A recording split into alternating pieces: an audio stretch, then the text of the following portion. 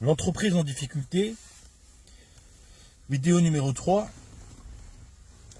Je disais, il y a le côté aussi indépendance de l'entreprise. Mon entreprise travaille avec des sous-traitants, c'est-à-dire que l'ensemble de mes salariés, sous-traitants confondus, salariés propres confondus, est-ce que je suis autonome, c'est-à-dire que mes salariés, c'est-à-dire que mon chiffre d'affaires fait directement par mon entreprise représente plus de 50% de mon activité? Ou bien suis-je dépendant de sous-traitants? Et si je suis dépendant des sous-traitants, ça veut dire que je ne maîtrise pas totalement mon activité. Ça veut dire que je ne suis pas maître de mon activité. Ça veut dire que je suis quelque part dépendant de sous-traitants qui font la loi. Les sous-traitants font la loi. Les sous-traitants ont le pouvoir.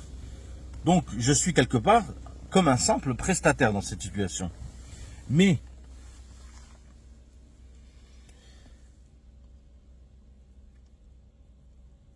à partir du moment où mes sous-traitants, donc je dois gérer toute l'entreprise, toutes les coordinations au sein de l'entreprise, toutes les particularités et spécificités qui tiennent à l'entreprise, les clients, les fournisseurs, les sous-traitants font partie des fournisseurs, c'est un lien privilégié, c'est un fournisseur spécifique qui est le sous-traitant.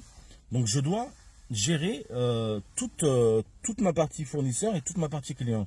C'est 90% de l'efficacité d'une entreprise, une bonne gestion, une bonne compta client, une bonne compta fournisseur. Pour le reste, c'est du plus. Si l'expert comptable peut venir vous conseiller sur de l'aspect social, sur de l'aspect juridique, sur de l'aspect fiscal, c'est toujours du bonus. On sait que sur l'aspect fiscal, il y a pas mal, par exemple, il y a des abattements, il y a des avantages fiscaux dont peuvent bénéficier les entreprises. Les cabinets d'expertise sont là pour conseiller dans ce domaine. L'entreprise, l'entrepreneur, les salariés. Au niveau social, il y a pareil. Il y a des dispositifs sociaux sur les bulletins de paye. Il y a des primes, il y a les heures supplémentaires.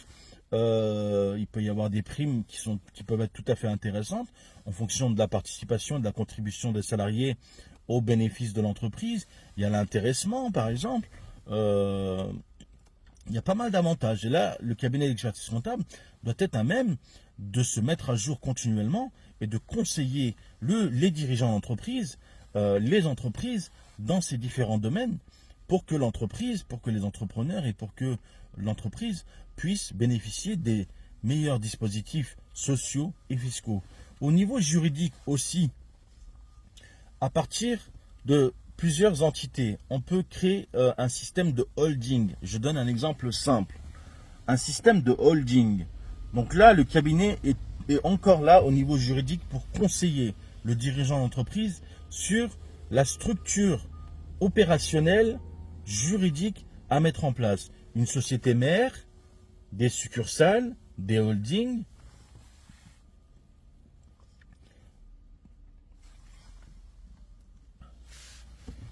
Une société mère, des succursales, des holdings, et c'est ce qu'on appelle, au bout d'un moment, dans les très très grandes entreprises, dans les très très grands groupes, la consolidation. La consolidation, c'était vraiment quelque chose à la mode il y a plus d'une vingtaine d'années. Maintenant, même des petites entités ont mis en place, des PME ont ce type de structure. Mais à la base, c'était vraiment les très très grands groupes qui mettaient en place de la consolidation. Et voilà, donc comme on l'a dit, l'entreprise en difficulté, si notre entreprise rencontre des difficultés, on doit trouver des solutions. Toutes les entreprises, moi j'observe depuis 20 ans que la durée de vie moyenne d'un entrepreneur est entre 10 et 20 ans. Un même entrepreneur ne tient pas plus de 10 et 20 ans. Regardez dans votre quartier, les commerçants, combien de temps vous les avez vus sur la même activité. Des fois, ça ne dure même pas un an. Un commerçant n'exerce même pas pendant plus d'un an. Dans votre quartier, faites votre analyse au niveau local. Votre boulanger, ça fait combien de temps que vous le connaissez? Votre vendeur de fruits et légumes, ça fait combien de temps que vous le connaissez? Votre vendeur de produits laitiers, ça fait combien de temps que vous le connaissez? Est-ce que vous revoyez les mêmes têtes? Est-ce que vous revoyez les mêmes personnes régulièrement? Comme vous voyez, il y a énormément de précarité, il y a énormément de fluctuations, il y a énormément de changements. petite anecdote, je suis parti dans une pizzeria, Pizza Le Vulcano à Livry-Gargan. Je me suis rendu compte que la personne qui était là depuis au moins 20 ans. Et c'est vraiment quelque chose qu'il faut féliciter, qu'il faut récompenser. Des gens comme ça, des commerçants qui exercent pendant 20 ans, vous voyez la même tête, la même personne à la tête de l'entreprise pendant 20 ans, c'est quelque chose de remarquable. C'est quelque chose de remarquable. Et c'est ce qu'on attend dans la société. On ne veut pas de précarité, on veut que les gens bossent, s'il le faut, que les salariés travaillent 10 ans, 20 ans, 50 ans dans la même entreprise. Mais en pratique, un entrepreneur, de manière simple, n'exerce pas plus de 10 ou 20 ans. Au bout d'un moment, soit il revend, soit il est en difficulté et il fait faillite, soit il passe à autre chose, il revend. Les entrepreneurs sont des entrepreneurs, donc ils savent rebondir, ils savent exercer une activité pendant un certain temps et au bout d'un moment passer sur une autre activité qui est plus rentable ou bien de se reposer, de se mettre en sommeil pendant un certain moment et de pouvoir se reposer, de profiter sur une partie de leur vie, de pouvoir se reposer parce qu'ils se fatiguent énormément. Voilà. L'entreprise en difficulté, c'est important, les entreprises en difficulté, c'est important la mentalité qui se développe face à l'entreprise en difficulté. Toutes nos entreprises sont en difficulté. De manière philosophique, on rencontre tous des difficultés dans la vie de tous les jours. De manière psychologique, de manière sociale, de manière économique, on est en période de crise. Donc nous sommes en difficulté. Donc l'entreprise, philosophiquement, est constamment en situation de difficulté. Mais comment donc agir? Comment donc se booster? Comment monter sa mentalité?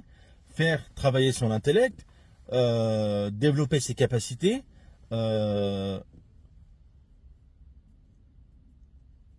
lutter, et puis tout simplement surmonter cette période de difficulté. Voilà. Surmonter ou non, mais au moins la gérer. Gérer la difficulté. Gérer la difficulté quotidienne. C'est ça l'objectif de l'entreprise. C'est-à-dire gérer des situations instables, des situations des chamboulements, des crises. Et ça passe par l'équipe, ça passe par toute l'entreprise, tous les acteurs de l'entreprise, surtout les salariés en interne, surtout l'équipe administrative et comptable, en partenariat, en travaillant surtout avec le banquier. Les sources de financement aussi. Je voudrais aborder les sources de financement.